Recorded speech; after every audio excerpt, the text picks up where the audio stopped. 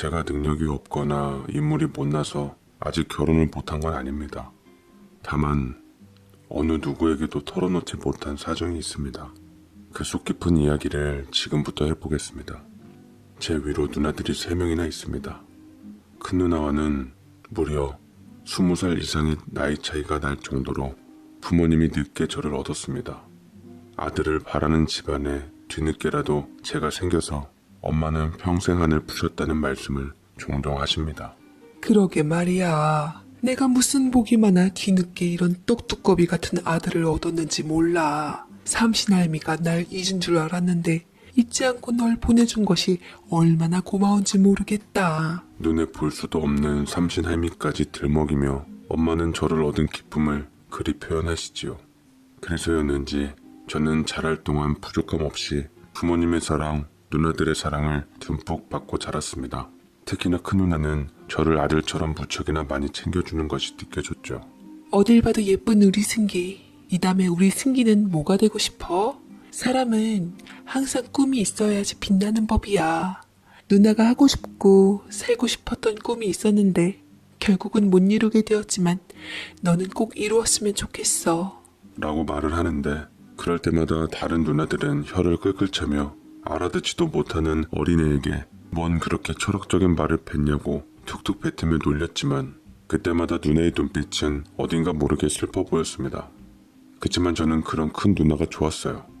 나이 많은 엄마보다 가끔은 우리 누나가 친엄마였으면 하는 바람도 있었고 가끔 동네에서 누나와 함께 있을 때면 동네 친구들은 너희 엄마 되게 젊고 예쁘다며 너랑 똑같이 닮았다고 말하는데 누나라고 솔직히 답변하기 싫을 때도 많았습니다만 큰 누나는 엄마의 마음을 생각했던 건지 친구들에게 누나라고 솔직하게 밝히며 제 손에 돈을 쥐어주고는 친구들과 함께 맛있는 거 사 먹으라고 했습니다. 든든하게 제 길을 살려주는 우리 큰 누나는 제 마음속 넘버원이었지요. 누나는 제가 초등학교 막 입학할 무렵 좋은 사람과 결혼을 하게 되었습니다. 어린 마음에 앞으로 누나와 떨어져서 살아야 하고 다른 사람에게 뺏기는 게 질투가 나고 싫어서 가지 말라고 붙들고 울고 생떼를 썼지만 누나 역시 저와 헤어지는 게 마음이 아팠던지 눈물을 글썽이고는 꼭 안아주더라고요. 웨딩드레스를 입은 예쁜 누나의 모습이 아직도 기억이 납니다.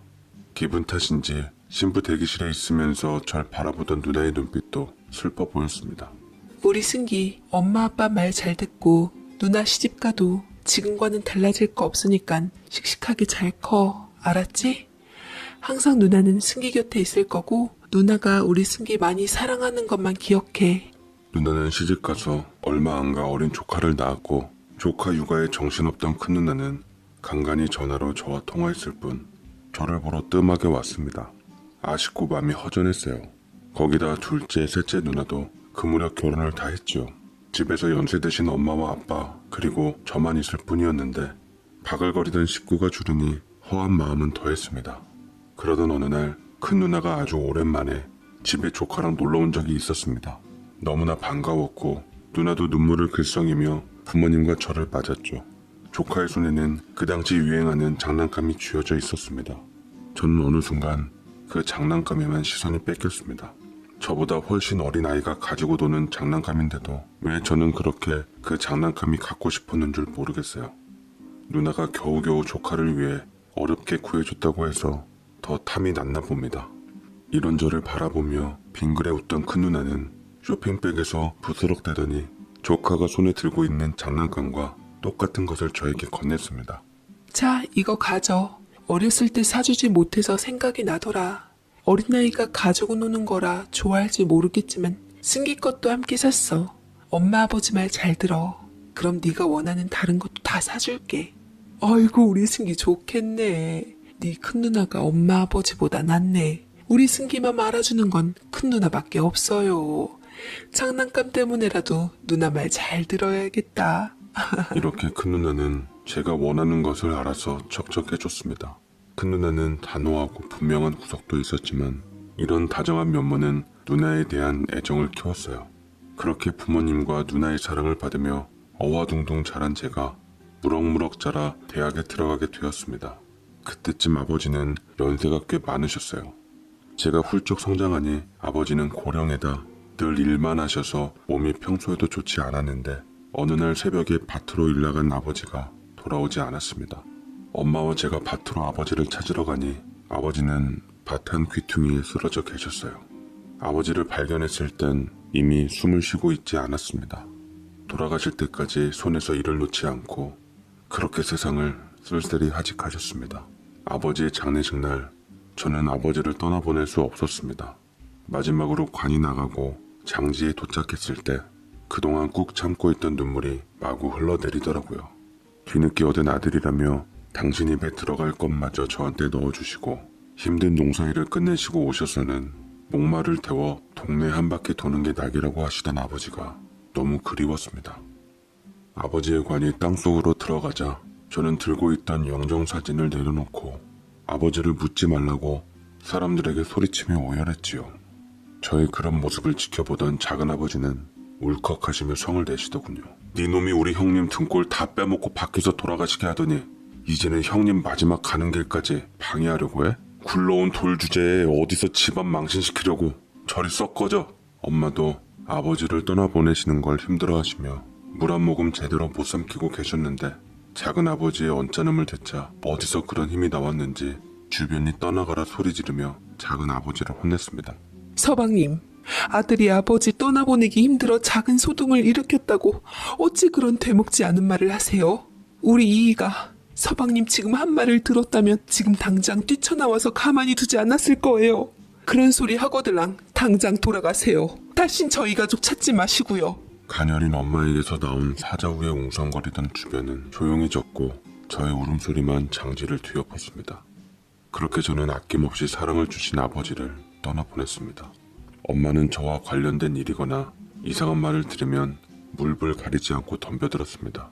제가 초등학교 다닐 때쯤이었는데 그날도 어김없이 동네 아줌마 몇몇이 슈퍼 앞 평상에 모여 손으로 나무를 다듬으며 부지런히 움직이고 입 또한 쉬지 않고 말을 하며 깔깔거리고 있었지요. 그 옆을 지나갈 때면 저는 늘 적응이 되지 않았습니다. 제가 긴장한 채 그 앞을 지나 슈퍼 안으로 들어가자 아줌마들은 수군덕대기 시작했습니다. 아유, 세월 참 빠르다. 그때 수원댁 파락파락 우기는 거 기억나? 기억나고 말고 잊을 수가 없지. 배가 늘 등에 붙어있던 사람이 어느 날 애 낳았다고 하는데 누가 믿겠어. 보니 그렇게 말하는데 알고도 우리가 속아졌잖아. 그러기나 말이야. 제 날이 갈수록 인물이 훤한 걸 보아하니 뻔하네 뭐. 솔직히 저 집에서는 나올 수 없는 인물이잖아. 그날따라 아줌마들의 수다가 왜 그렇게 제 귀에 쏙쏙 박히는지 뭔가 쎄한 느낌이 들어 망설이다가 조심스럽게 엄마에게 이 일을 알렸습니다. 제 이야기를 다 들은 엄마는 머리끝까지 화가 나서 옷소매를 걷어붙이며 당장이라도 튀어나가 아줌마들 머리채를 잡아놓을 기세였습니다. 아니, 그 옆에 애들은 남의 일에 여전히 관심이 많아? 내 배가 등에 붙었던 땅에 붙었던 뭔 상관이래. 넌 여기 나오지 말고 가만히 있어봐라. 이 옆에 애들을 그냥 확. 엄마는 부엌으로 들어가 소금 한 바가지를 퍼와서는 동네 슈퍼로 달려갔습니다. 제가 말리려고 슈퍼 앞에 도착하기도 전에 엄마의 고성이 들려왔습니다. 이 옆에 애들아, 배부르고 등 따숩거든 발이나 닦고 잠이나 잘 것이지. 뭔 남의 집 귀한 아들 가지고 이러쿵저러쿵 말이 많아? 그리고는 가져온 소금을 아줌마들한테 확 뿌렸습니다. 작은 체구에서 뿜어져 나오던 화력은 기어이 그 아줌마의 머리채를 잡고 뒤 흔들었습니다. 아줌마는 갑자기 당한 공격에 엉덩방아를 찧으면서 허우적거렸고 나머지 아줌마들은 엄마의 기세에 놀라 말리지도 못하고 어머머 그러면서 어정쩡하게 서 있었지요. 한바탕 난리를 친 엄마는 그렇게 해놓고도 여전히 분이 안 풀린다는 듯이 악을 썼습니다. 한 번만 더 내 아들한테 왈가왈부했다가는 머리채가 뭐야? 난 더한 것도 할 수 있어 이것들아. 엄마의 일가를 들은 동네 사람들은 엄마에게 망신당할 수 있다는 생각이 들었는지 우리 가족의 일은 그 이후 더 이상 입에 오르내리지 않았던 것 같습니다. 이처럼 우리 엄마는 평소에 있는 듯 없는 듯 지내시다 저와 관련된 일은 예민하다 못해 두 얼굴의 여인으로 변했지요. 어쨌거나 아버지의 장례 후 다른 식구들은 모두 각자의 가정으로 돌아가고 큰 누나와 큰 매형이 남아서 뒤처리를 했습니다. 급격히 쇠약해진 엄마와 탈진한 저를 위해 생업을 뒤로하고 큰 누나네는 며칠 더 머물렀습니다. 큰 누나와 매형은 머물면서 엄마와 저의 기력 회복을 위해 보양식을 잘한다는 인근 가든으로 우리를 데리고 갔습니다. 이때 그냥 큰 누나네가 다른 식구들처럼 자기들 집으로 돌아갔더라면 그 일을 맞닥뜨리지 않아도 되는 것을. 삶이 어떻게 흘러가는지 알 수 없으니 예정된 일은 피할 방법이 없는 것 같기도 합니다. 가든에 도착해 적당한 자리에 앉자 음식 주문하러 온 아줌마가 계속 큰 누나를 흘끔흘끔 쳐다보고 저를 번갈아 쳐다보더니 너 정이 아니니? 혹시나 했다 얘. 정말 오래간만이네. 이게 근 20년 만이지? 누구신지. 아, 너 숙향이 아니니? 네가 어떻게 여기에. 그렇게 말하는 큰 누나의 얼굴에는 반가움과 당혹감이 섞여 있었습니다. 오랜만에 만난 직이었지만 뭔지 모르게 둘 사이에는 어색한 기운이 흘렀고 할 말이 있다며 둘은 밖으로 나가더군요. 음식이 나올 때까지 오질 않자 큰 매형이 큰 누나를 찾으러 나갔습니다만 매형도 도무지 오질 않았습니다. 그 사이 큰 누나는 자리에 돌아와 오히려 매형을 기다리고 있었지요. 두 사람의 길이 아무래도 어긋난 것 같아 제가 큰 매형을 찾으러 나갔습니다. 다행히 큰 매형은 멀리 가지 않고 주차장 쪽 구석에 쪼그리고 앉아 연신 줄담배를 피우고 있었습니다. 하늘 한번 쳐다보며 담배 연기를 내뱉고 땅 한번 쳐다보며 내뱉는데 세상 근심 걱정은 다 짊어진 듯 하였습니다. 그 사이 뭔 일이 일어났는지 모르지만 좀 전에 봤던 모습과는 딴판이었습니다. 저는 멀지 않은 곳에서 큰 매형을 찾은 것이 기뻐서 가까이 다가갔습니다. 매형, 엄마랑 큰 누나가 매형 빨리 데리고 오래요. 음식 나온 거 다 식는다며 따뜻할 때 먹어야 한다고 어서 오시래요. 라고 얘기하자 매형은 지그시 저를 쳐다보며 묘한 기운을 내뿜었습니다. 세밀한 보석 관찰하듯 자세히 절 뜯어보며 관찰하고 뭐랄까 공격적인 눈빛이라고 해야 하나. 정말 뭐라 말로 설명할 수 없는 분노가 서린 느낌이랄까. 매형이 저를 그런 식으로 본 것은 난생 처음이었습니다. 저는 본능적으로 위험함을 감지하고 뒷걸음질을 쳤고 그제서야 매형은 툭툭 털고 일어났습니다. 그래 알았어. 가만히 보니 닮긴 닮은 것 같기도 하고. 그렇네 참. 콩 심은 데 콩 나고 팥 심은 데 팥 난다더니만. 큰 매형은 아리송한 말을 하더니 피우던 담배를 끄고 저를 가로질러 앞장서서 걸어갔습니다. 저는 큰 매형이 왜 그런 말을 하는지 이해를 할 수 없었지만 그치만 여러모로 심상치 않은 분위기와 많은 의미가 담겨있는 말인 것을 그때 당시에도 알았기에 저는 훗날까지 마음속에 담아두게 되었습니다. 늘 말이 많던 큰 매형이 조용히 식사하는 모습이 이상했을 만큼 우리는 식사를 마치고 집으로 돌아왔습니다. 집에서도 큰 누나와 큰 매형의 사이에는 예전에 볼 수 없었던 이상기류가 흐르고 있었지요. 엄마도 두 사람 사이가 심상치 않음을 감지했는지 두 사람을 집으로 얼른 돌아가라고 했습니다만 말없이 참고 있던 매형은 냉장고에서 술을 꺼내더니 벌컥벌컥 마셨습니다. 그리고 어느 정도 취기가 돌자 큰 누나를 노려보며 입을 나불대기 시작하더라고요. 나 아까 네 친구라고 말하는 그 식당 아줌마와 너랑 둘이 대화하는 거 다 들었어. 이대로는 집에 못 가. 사실대로 말해.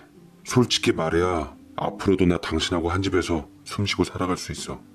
큰 매형은 몰아치듯 심중에 있던 말을 술의 힘을 빌려 마구 쏟아냈지요. 지금도 그때 생각하면 뭔 일이 생길까봐 조마조마했던 기억이 떠오릅니다.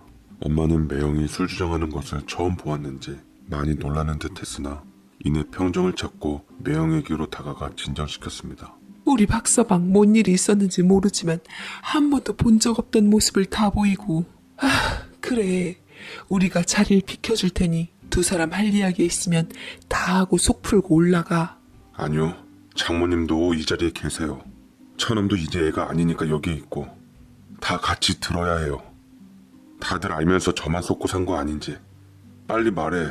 당신 입으로 진실을 말해보라고. 큰 매형의 다그침에 큰 누나는 매형에게 다가가 평소 하던 모습처럼 다정하게 어깨에 손을 올렸습니다만 매형은 그런 큰 누나의 손을 확 쳐대더군요. 심상치 않은 느낌에 엄마는 둘의 원만한 해결을 바라며 저를 데리고 슬그머니 자리를 피해줬습니다. 엄마가 말하길 큰 누나와 매형이 결혼할 때 요란했다고 했습니다. 그 당시 큰 누나는 집 근처 고등학교를 졸업 후 서울로 올라가 조그만 회사에 취직해 다니고 있었고 큰 매형은 건축 일을 하며 목수 일을 배우고 있던 중이었습니다. 큰 누나와 매형을 연결해준 사람은 이미 두 사람을 잘 알고 있던 어느 성당의 신부님이었다고 하더군요. 큰 누나를 보고 첫눈에 반한 매형은 싫다고 하는 큰 누나를 쫓아다니며 구애를 한 모양이었습니다. 그래서 10번 찍어 안 넘어간 나무가 없듯이 큰 누나는 결국 매형의 진심 어린 구애에 마음을 열었다고 했습니다. 큰 누나와는 잠시도 못 떨어져 결국 업종을 바꿔서 같이 할 수 있는 일을 선택했다고 했습니다. 그래서 인테리어 업체를 차려놓고 한시도 안 떨어졌던 두 사람이 뭔 일인지 몰라도 당시에는 저러는 것이 꽤 심각한 일인 것 같았습니다. 엄마는 누나 걱정이 많이 들었던지 깊게 한숨을 쉬며 하늘에 계신 아버지에게 전하고 싶은 듯 혼잣말을 하셨습니다. 잘 살아야 할 텐데 무슨 일이 있었든 이해해주고 감싸주고 둘이 그저 모든 걸 묻고 잘 살기만을 바라는 건 부모인내 욕심인 건가? 그런가요, 여보? 라며 저를 흘끗 보시는데 순간 심장이 쿵 떨어지며 그 시선을 외면해 버렸습니다. 왜 그랬는지 모르겠지만 본능적으로 슈퍼집 아줌마들의 대화, 매형의 얘기, 아무래도 저만 빼고 모르는 뭔가가 있다는 것은 확실해 보여서 느낌이 쎄했습니다. 저는 그날 이후 몇 날 며칠 동안 심한 악몽을 꾸며 밤새 뒤척이곤 아침을 맞이했습니다. 엄마는 걱정스러웠던지 아침을 차려놓고 제 좋아하는 고등어도 구워놓았다고 밥 먹으라고 하는데 연이어 잠을 못 잔 탓인지 입맛이 영 없었습니다. 거울에 비친 저를 보니 곧 저승갈 사람 마냥 파리하게 질려 보였죠. 그런 맘도 모르고 고등어 가시를 바르며 제 밥 위에 올려놓고 있는 엄마를 바라보다가 결국 그 고등어 가시가 걸린 것 마냥 꾸역꾸역 마음에 담아놓고 있던 말을 조심스럽게 꺼냈습니다. 나 솔직하게 말할게요. 사실 며칠 전에 누나와 매형일도 그렇고 엄마 말도 그렇고 동네 아줌마 말도 그렇고 뭔가 나만 모르게 일이 돌아가고 있는 것 같아요. 내 말이 맞지? 엄마 알고 있는 거 있으면 나한테도 말해줘. 나도 이젠 엄마 말처럼 성인이라 모든 걸 이해할 수 있어. 얘가 너 꿈꿨니? 쓸데없는 소리 하지 말고 밥이나 얼른 먹어. 밤에 뭐 했길래 눈이 퀭하니? 밥 먹고 좀 눈이나 붙여라. 원래 사람이 잠이 부족하면 망상에 시달리고 힘들어지는 법이야. 한숨 푹 자면 개운해질 거다. 아무 생각도 나지 않을 거야. 엄마는 저의 질문에 말을 돌렸지만 그것마저 의미심장한 기분을 떨칠 수 없었습니다. 판도라의 상자를 열고자 하는 마음은 멈추질 않더군요. 몇 번 더 졸라댔지만 엄마는 아예 입을 다물며 자리를 도망치듯 떠버렸어요.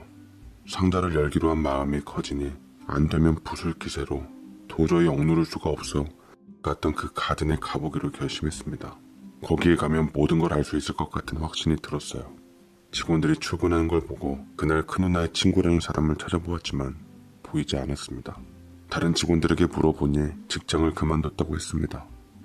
연락처를 부탁하며 그 사람에 대해 꼬치꼬치 물었지만 자칫 이상한 사람으로 몰리고 경찰에 신고당할 기세였습니다.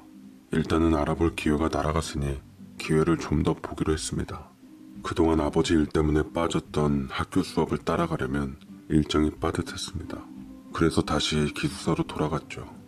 제가 어느덧 현실에 적응하고 지나간 일을 묻어둔 채 정신없이 학업에 매달리고 있던 어느 날 큰 매형이 제가 있는 기숙사로 불쑥 찾아오는 일이 생겼습니다.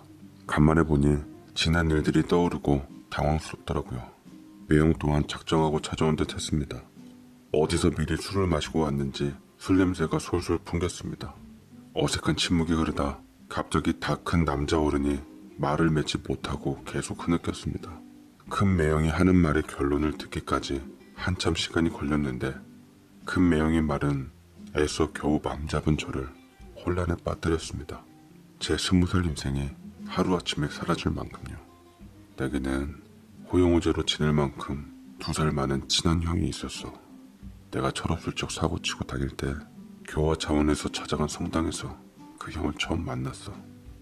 형은 천의 고아였던 나에게 따스한 손길을 내밀어주고 그렇게 이끌어준 은인 같은 사람이었어.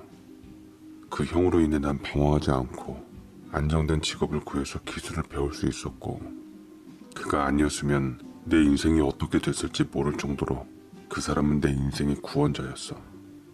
사실 정유와의 결혼도 그 형 덕분에 했고 가정을 이루게 된 거야. 그 형은 정유와 내가 다니던 성당의 신부님이었거든. 내가 결혼하던 그해 형은 다른 곳으로 계속 옮겨 다녀 연락이 끊겼다가 최근 연락이 다 다시 만나게 됐는데 시험부 판정을 받아 생이 얼마 남지 않았다고 하더라고. 오랜만에 만난 친형 같은 사람이 그 모양이라 가슴이 참 미어지더라. 그래서 말이야. 처남이 나 좀 도와주면 좋겠는데. 자신의 얘기를 전하다가 마지막엔 제 얘기가 나오며 그 사람을 도와주면 좋겠다고 하는데 저는 처음에 이해를 못하고 매형이 술을 마셔 횡설수설하는 줄 알았습니다. 그러나 그 다음 이야기가 저를 망치로 내려치는 듯 했습니다. 혹시 저번에 우리 가든 갔을 때 그때 본 식당 아줌마 기억나? 그 누나 친구라던 사람. 그 사람이 알고 보니 그 형이랑 이종사촌 지간이라고 하더라. 그리고 말이야. 처남도 그 집 식구들이랑 한 핏줄이라는 거. 뭐라고요? 그게 무슨 소리예요, 매형? 술 너무 많이 드신 거 아니에요? 그게 무슨... 말은 그렇게 했지만 제 손과 입술이 심하게 떨려왔습니다. 매형이 술에 취하긴 했지만 뭔가 알고 있는 듯한 뉘앙스를 갖고 있어서 자칫 내가 원하는 판도라 상자를 열어줄 열쇠가 될 수도 있겠다 싶었습니다. 술에 취해 잘만 하면 다 알 수도 있을 노릇 테니까요. 아니나 다를까 매형의 입은 날 잡은 듯 쉴 새 없이 제 역할을 해냈습니다. 지금부터 내가 하는 얘기에 놀라지 마, 처남. 그러니까 처남이 누나 친구의 이종사촌 아들이야.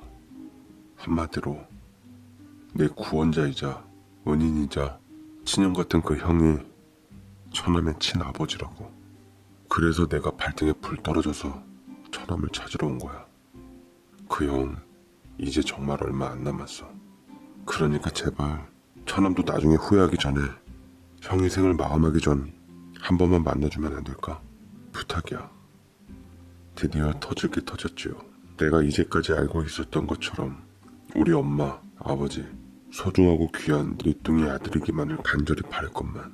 근데 왜 또 내가 하필이면 신부의 아들이래요. 신부라면 결혼하면 안 되고 자식도 가져서는 안 되는 종교인 아닙니까? 신부가 되기 전인지 후인지 할 일 다 하며 인생을 어찌나 거하게 사셨는지 어떻게 저라는 자식을 만들어 놓고 여태 나몰라라 낯짝 두껍게 성스러운 종교인이 되셨는지 참으로 이중인격에 소름이 돋을 지경이 더 있다. 출생의 비밀에 대해 하필 술 취한 우리 매형한테서 거침없이 흘러나와 어디서부터 어디까지 믿어야 하나 생각도 들었습니다. 매형의 취중진담이 이어졌지요. 기억나지? 가든에서 있었던 일로 소란이 일었던 거. 내가 아주 우리 정희 씨에 대해서 아주 큰 오해를 했더라고. 그때 정희와 그 친구가 따로 나가 나눈 이야기를 듣게 되었는데 내가 못 모르고 귀도 안 좋은 주제에 띄엄띄엄 듣겠다고 했다가 기가 막히게도 정희가 아니 승기처럼 큰 누나가 다름 아닌 처남의 생모라고 생각했다 이 말이지. 처남이 생각해도 정말 말도 안 되는 얘기지. 생모? 큰 누나가 제 생모라니. 하지만 모든 게 매형의 오해였답니다. 생모나 친부 얘기가 거짓말이라고 못하는 매형에게서 우는다는 걸 보니 적어도 일단은 최소한 내가 우리 집 핏줄이 아닌 걸로는 분명해 보였습니다. 이젠 우리 집 핏줄이 기다 아니다가 문제가 아니라 나아가 내 친부모가 누군지 매형의 말 덕분에 단서가 나올 수도 있을 법 하더라고요. 어쨌거나 매형에게서 들은 저희 생모는 큰 누나는 아니고 큰 누나와 숙형이라는 친구만 알고 있는데 다행인지 불행인지 지금은 어디 있는지 모른다고 했습니다. 큰 누나가 저희 생모한테 우리 집안 사정을 얘기해줘 저를 우리 집 대문 앞에 두고 사라졌다고 하더라고요. 그 이후 행방이 묘연하다고 했습니다. 여기까지 이야기를 들으며 저는 진심으로 미칠 것 같았습니다. 어떠한 증거도 없이 매형의 말만으로 시한부 선고를 받은 그 사람이 내가 네 아비다 하는 소리를 어떻게 받아들여야 할지 제 머릿속이 터질 것만 같았습니다. 그래서 저는 매형에게 물었어요. 매형 좋아요. 내가 정말로 그 사람 아들이라 칩시다. 내가 그 사람 아들인 거 우리 식구 중에 누가 알고 있어요? 누가 또 증언해 줄 수 있냔 말이죠. 증언해 줄 사람은 없어. 대신 유전자 검사라는 게 있으니 확인해 보면 알겠지. 장인어른은 돌아가실 때까지 모르셨고 장모님도 몰라. 작은 아버님도 처남이 업둥이라는 사실만 알지 아무것도 모르셔. 다른 누나들도 처남이 업둥이라는 거 다 알고 있지만 처남이 상처받을까봐 장모님의 당부에 여태 함구했대. 나랑 큰 누나만 친부에 대한 사실을 알고 있어. 실은 나도 최근에 알았지만 이 매형이라는 양반이 대체 나한테 무슨 원수를 졌길래 갑자기 이런 말로 날 혼란스럽게 개수작을 부리는 건지 정말 모르겠더군요. 더 이상 듣기가 곤욕스러울 정도였습니다. 갈수록 머릿속은 혼란스러워졌고 급기야 저는 도저히 이 상황이 감당 안 되어 당장 그런 근거 없는 말 따위 하려들랑 맨정신으로 다시 와서 짓거려보라고 고래고래 소리 지르는 게 다였습니다. 매형은 비틀거리며 피식 웃고는 그런 이야기를 저한테 던져놓고 올 때와는 달리 가벼운 걸음으로 집에 돌아갔습니다. 그렇게 안 봤는데 분명 도른작자란 게 걸리면 이 은혜는 반드시 갚겠다 벼르게 되었습니다. 아버지 일로 힘겨웠던 마음을 겨우 다잡아 학업에 매진하고 있었건만 친부의 소식을 듣고 한동안 또 휩쓸리며 방황하게 되었죠. 학교 수업은 죄다 빠지고 그 시간 저는 기숙사에 혼자 남아 술만 퍼 마셨습니다. 저와 무관하게 흘러온 이 상황이 용납되지 않았고 한순간 모든 게 무너져 내리는 듯했습니다. 저희 이러는 모습에 아무것도 모르는 엄마는 애가 다 들어갔죠. 엄마 가슴 아파하는 모습을 보다 못한 큰 누나가 냉큼 달려와서는 하루 종일 술 마시고 누워 자는 저의 등짝을 후려쳤습니다. 엄마는 그런 큰 누나를 말렸지만 방 밖으로 엄마를 내보내고 착 가라앉은 목소리로 저에게 말을 건넸습니다. 정신 못 차려? 철없는 나이도 아니고 너 엄마한테 너 성인 됐다고 다 이해할 수 있다고 했다며. 낳아준 부모보다 키워준 부모가 더 대단한 거야 너. 그런 은인인 엄마에게 꼭 그렇게 가슴에 대못 박아야 속이 후련하겠어? 엄마, 너 가슴으로 낳은 누뚱이 아들이라며. 진심을 다해 키웠고 늙음막직하게 축복 같은 하늘의 선물이라며. 너 하나만 보고 험한 일도 마지 않고 열심히 살아왔어. 그러니까 너 엄마를 봐서라도 제발 조금만 아파하고 이제 훌훌 털고 일어나. 더 이상 엄마 가슴 아프게 하지 말아줘. 누나가 이렇게 부탁할게. 승기야. 그 누나의 그 말을 들으니 하염없이 눈물이 흘러내렸습니다. 엄마, 저를 한없이 사랑으로 키워준 우리 엄마를 제 고통에 빠져서 잠시 잊고 있었지요. 겨우 몸은 추스렀지만 제 마음은 이전과 같지 않았습니다. 고통의 원인이 무엇인지 알았기에 벗어나기 위해서는 부딪혀 보는 게 맞았습니다. 오랜 고민 끝에 날 버린 친부라는 사람을 직접 내 눈으로 확인해 보기로 했습니다. 그리고 다음날 저는 매형의 연결로 수많은 마음의 동요를 버틴 후 친부를 만나러 약속 장소에 나갔습니다. 매형과 나란히 앉아 수단을 입고 있는 신부를 보자 첫 보기에도 그가 매형이 말한 저희 친부 같더라고요. 친부란 실감도 핏줄의 정도 전혀 느껴지질 않았습니다.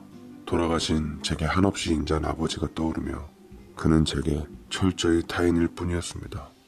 병색이 짙어졌는지 초췌한 몰골에 핏기가 전혀 없었어요. 입고 있던 수단마저도 따로 놀 정도로 헐렁해 보였죠. 매형은 제게 인사를 시키며 처남의 친아버지라는 말을 강조한 뒤 벨순식 신부님이라고 덧붙였습니다. 제 친부라는 그 신부 역시 저처럼 감정에 동요 없이 너무나도 몸이 건조하게 저를 아들로 인정하고 받아들이며 덤덤하게 말을 건넸습니다. 네가 승기로구나. 난 벨순식이라고 한다. 네 매형에게 말 많이 들었다. 너를 처음 만나는 자리가 이런 곳이라 미안하다. 궁색한 변명 같지만 나는 지금까지 너의 존재를 모르고 있었다.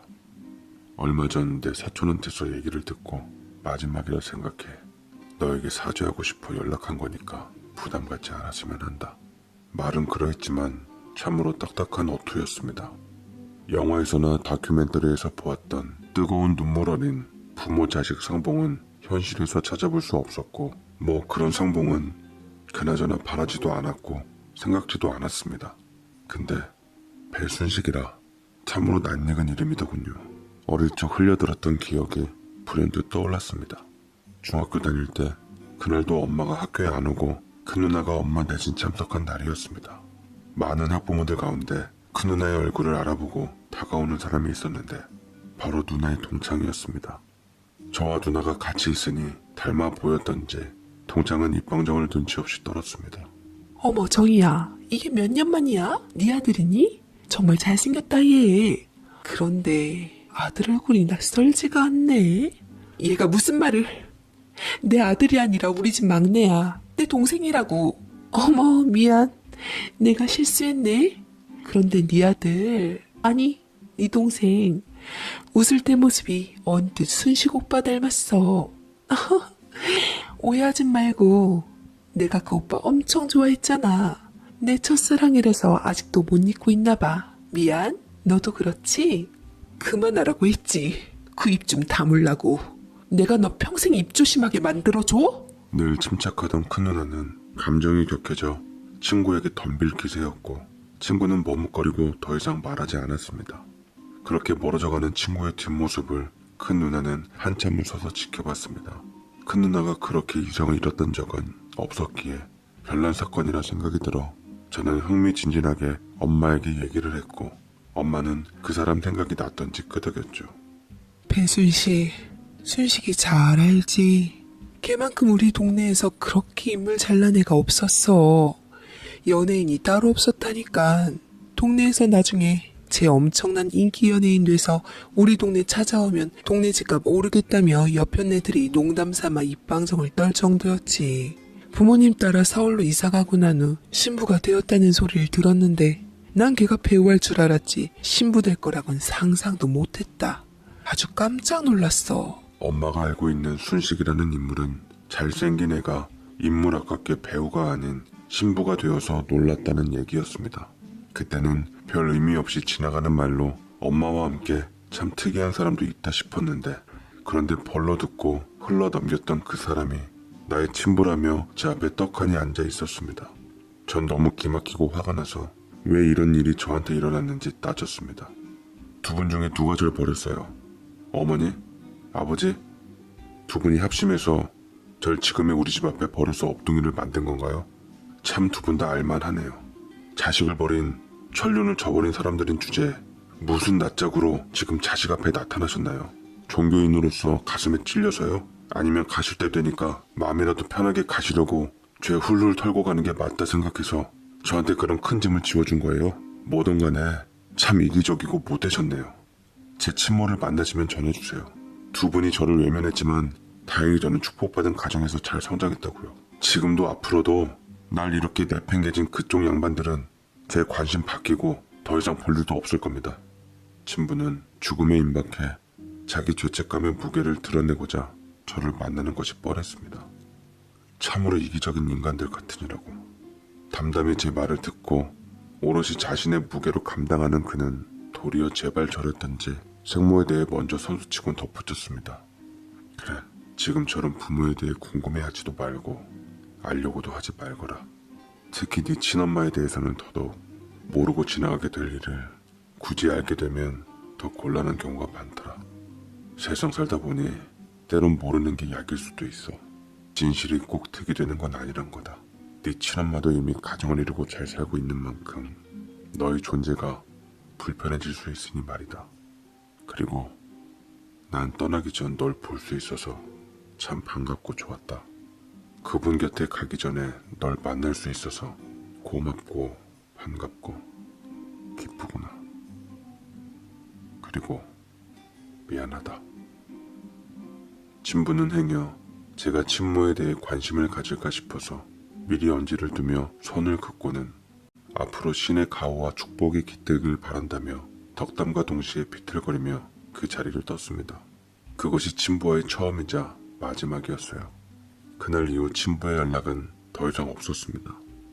매형도 그분에 대해 더 이상의 언급은 없었습니다. 저는 단단히 맘먹고 소중한 가족들을 지키기 위해 모든 걸 부두려고 애쓰고 이악 물고 다시 한번 일어나 무너졌던 일상의 생활을 조금씩 회복해 가고 있었는데 이번에도 매형에게서 헐레벌떡하며 급하게 연락이 왔습니다.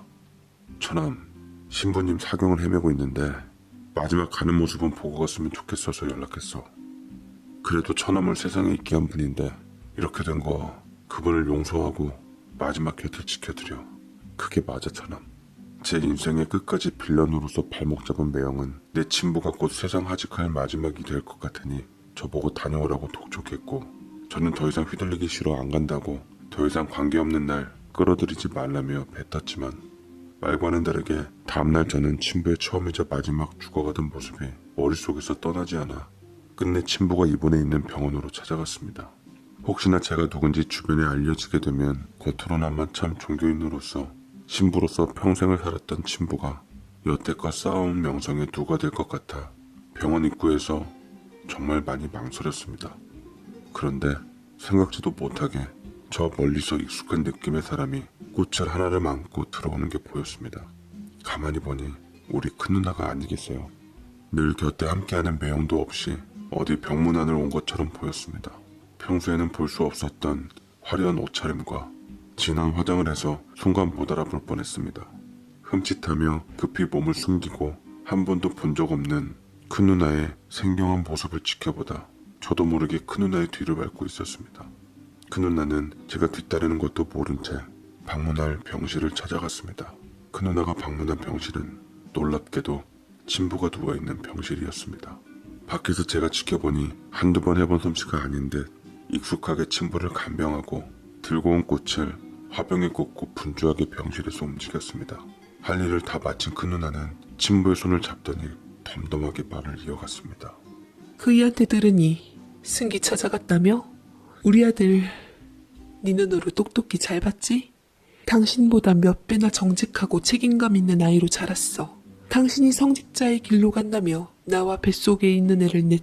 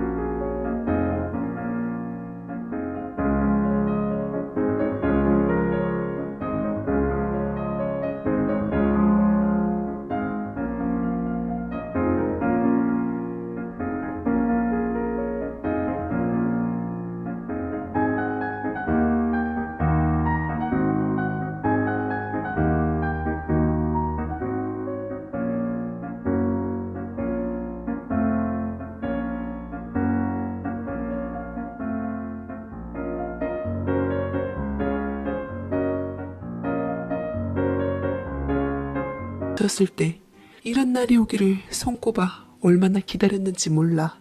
하늘덕이라 생각 말고 승기를 그렇게 정 많은 애로 키워준 우리 부모님께 감사해. 우리 아들이 애비 자격 없던 당신을 만나준 것에 대해 감사하게 생각하라고. 그리고 저 세상 가서도 회개해. 네가 우리 모자한테 저지른 잘못을 말이야. 그 죄의 굴레를 벗어날 생각은 꿈도 꾸지 말고 그게 네 죄에 천벌받을 대가야. 그 누나의 말을 들은 친부의 눈에선 회한의 눈물이 흘러내렸습니다. 그 누나는 친부에게 어떤 애정도 없었고 연민도 엿보이지 않았습니다.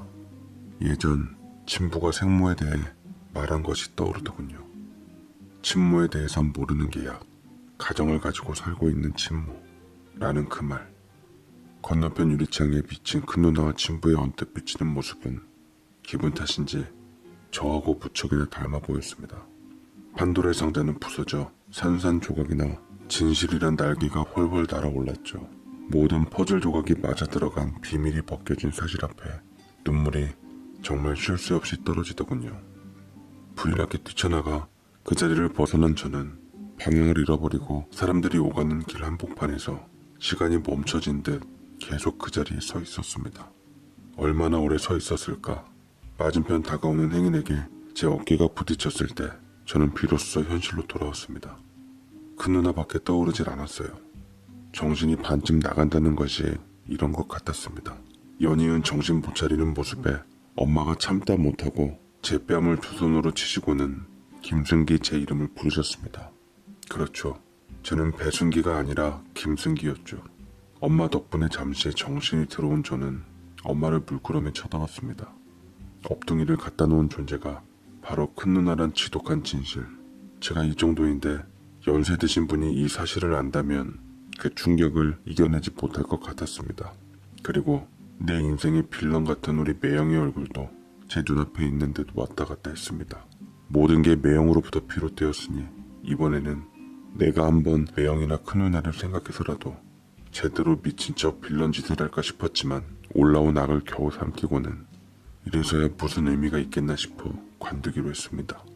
큰 누나가 원망스럽고 미웠지만 나는 큰 누나를 사랑했고 믿었고 그녀는 내 부모 이상인 절대적 존재였기에 차마 내 손으로 망가뜨릴 수는 없었습니다. 마지막 후폭풍은 참으로 오래오래 갔습니다.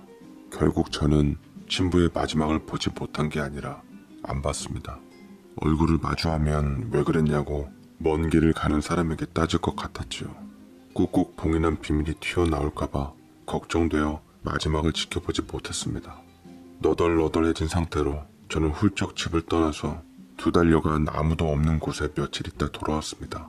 아예 안 돌아오고 싶었고 안 돌아오는 게 맞을 것 같다는 생각이 들었지만 매일매일 내게 전화하며 걱정하는 엄마를 참아 저버릴 수 없어서 그래서 엄마를 위해 돌아왔습니다만 우습게도 엄마 대신 큰 누나가 저를 맞더군요. 김승기, 여행을 가고 싶으면 말이나 하고 갈 것이지 훌쩍 떠나버려선 엄마가 널 얼마나 걱정했는 줄 알기나 알아? 바보 같은 자식. 앞으로 함부로 집 떠나고 연락 없기만 해봐. 내가 엄마 대신 너 아주 등짝을 후드려 패줄 줄이나 알아. 큰 누나는 제가 알고 있다는 것을 모르니 여전히 천연덕스럽게 예전처럼 똑같이 대해주더군요. 천연덕스러운 악녀 모습에 제 속은 난리였습니다. 나의 큰 누나이자 친모인 그녀는 감쪽같이 날 엎덩이로 둔갑시킨 후 가족 모두를 속였던 거였죠. 가까이서 날 지키고 싶어 했던 방법이었을 거라면 생각해도 여전히 목구멍에 캥긴 어머니가 잘 발라주던 고등어 가시 마냥 불편하고 숨쉬기가 쉽지가 않습니다. 아버지를 아버지라 부르지 못하고 어머니를 어머니라 부르지 못하는 저는 현실판 홍길동의 삶을 살게 되었네요. 근데 더욱 놀라운 반전인 건 유심히 엄마를 지켜보니 엄마 역시도 다 알고 있는 듯 보였던 겁니다. 엄마는 본능적으로 큰 누나가 저를 대하는 모습을 오랫동안 지켜보며 감으로 예전에 안 것 같았지만 입 밖으로는 절대 내뱉지 않았습니다. 말이란 게 뱉고 나면 어떤 파장으로 번질지도 모르고 돌이킬 수 없을 뿐더러 그렇다고 주워 담을 수는 더더욱 없으니 그냥 묻고 가는 것 같았습니다. 참으로 이 또한 기막힌 보정이었죠. 그렇게 우리는 알면서도 모르는 척 묻고 살았습니다. 요새 엄마는 짐짓 모르는 척 멀쩡한 제가 30대 후반이 되어서까지 장가를 안 간다고 닥달이고 큰 누나 또한 하루가 멀다 하고 찾아와 참한 아가씨 사진들을 들고 와 저를 결혼시키려 하지만 아직까진 혼자인 게 좋습니다. 영원히 혼자가 좋을지도 모르겠고요. 특히나 저는 제 자식을 갖는 것이 가장 두렵습니다.